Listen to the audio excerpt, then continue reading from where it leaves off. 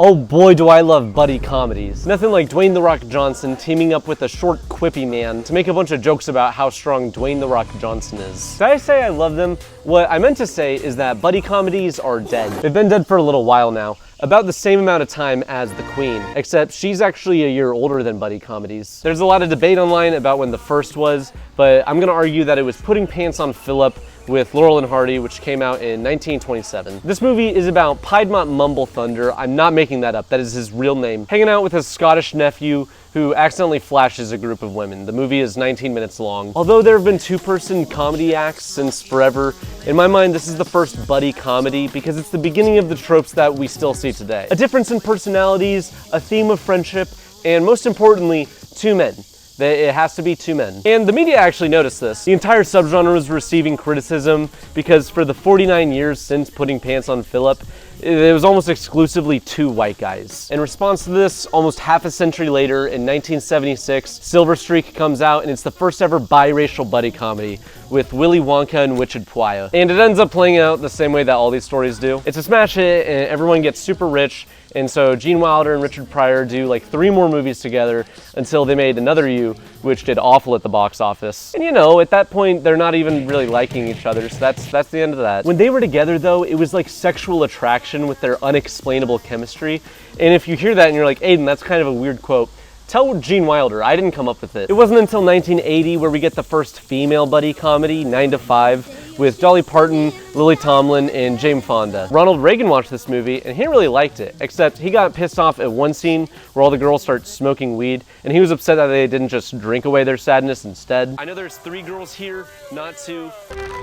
This still hits all the notes of a classic buddy comedy, and if you're mad about it, fine, it's Thelma and Louise. But maybe, for the sake of this argument, we should define what a buddy comedy is. To me, it's 2, maybe 3 characters who have a shared mission or working through an obstacle together, which leads to character growth using friendship. And in my mind, it should be a comedy in order to best watch the 2 characters play into one another, but that's not a strict necessity. When I was doing research for this video and I was looking up best buddy comedies, Shawshank Redemption kept coming up, which is hardly funny at all, but it does technically follow all the rules I just mentioned. And I guess now that I'm thinking about it, that movie is pretty hilarious. So there you go, the best comedy movie is Shawshank Redemption. Typically, I think of buddy comedies as a little more formulaic. There's usually the trope of some intense falling out, and then they remain besties and get back together and live happily ever after, blah, blah, blah. But there are buddy comedies that break away from the sequence, like Blues Brothers or Biodome, which is a great movie, let's not hate on it. But instead of changing plot structure, most of the time these movies innovate by throwing a new gimmick on the table. Like that movie White Chicks,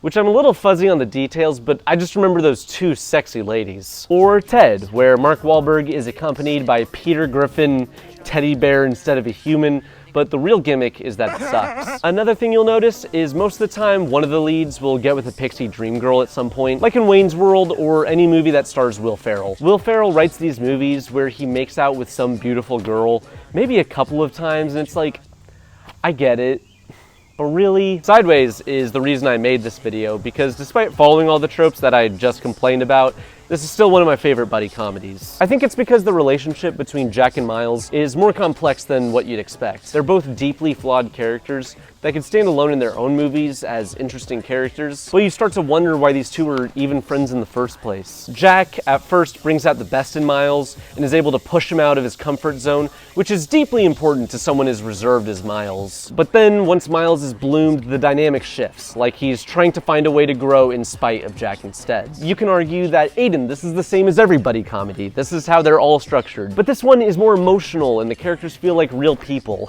The relationship here is more layered. And although they make up and reconcile, I like to think that Miles doesn't talk to Jack after the credits roll. In my mind, the 2000s is when the oversaturation of buddy comedies began, as well as the rapid deterioration. The Harold Kumar series, Hot Fuzz, Step Brothers, Pineapple Express, Wedding Crashers, and last, but certainly least, The Hangover. This is where buddy comedies are getting old and starting to have health issues. Not to say any of these movies were awful or anything. They all have redeeming qualities, but just with the sheer quantity of them, it was becoming a lot. It's kind of like Marvel movies. Each Marvel movie on its own, I probably have a little bit of affection for on some level, but staring at the whole puzzle, it's just too much. My favorite of these, except for Sideways, has to be Superbad. They should have called it Super Pretty Good, because that's what it is. I can't really defend it though. The moments where it's trying to be serious, as well as the later half of the movie, are kind of weak. But you know, it makes me laugh more than any other of these movies. And I'm talking about comedy movies, so that's the point, I guess. Most of these movies are pretty equal in quality. There's no real magnum opus. It kind of just boils down to personal preference. So then the 2010s come along, and the subgenre goes to a new time low. It's not anyone's fault specifically, but there are a couple movie stars that add to the problem. I'm not going to name any names, but the one I'm thinking of rhymes with Dwayne Bonson. There also begins this dynamic of one of the co-stars being super strong and the other one being short, and that's the punchline. And you know what? Humor is subjective, but it's not funny. It's safe to say that by the time Holmes and Watson, Central Intelligence, and Hobbs and Shaw come out, the genre is pretty much dead. The lemon has been squeezed. It's over. Most of these movies are doing well in the box office, but the spirit is completely gone. And then in 2024, Red One comes out, and people aren't even pretending to like it. I don't know who this movie is for,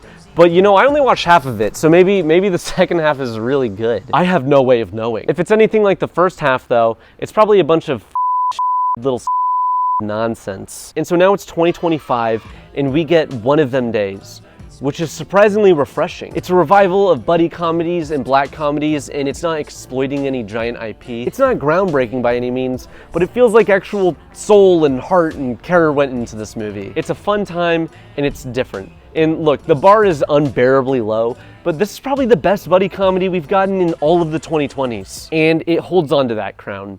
And it does so for about 5 months, until Friendship with Paul Rudd and Tim Robinson comes out. I don't even know where to begin with this, to be honest. This is the first time we get a fleshed out version of the Tim Robinson style of humor, which has been very refreshing for the 2020s. He's created his own brand that separates him from every other comedy I've talked about here. This is your stereotypical buddy comedy until about 40 minutes in, where a switch is flicked and it evolves into this psychological thriller. This feels like the anti-buddy comedy more than anything. You see these over-the-top stereotypes from the two protagonists, and how these slowly kind of destroy them. I'm not gonna spoil it, but it evolves into one of the strongest movies I've seen in a long time. And it's so exciting to see that this dead subgenre might still be with us, and there's still the groundwork to create something new and innovative. And maybe, just maybe, if we resuscitate it and keep it going, it will officially outlive the Queen. You should watch this movie, but maybe even more importantly, subscribe.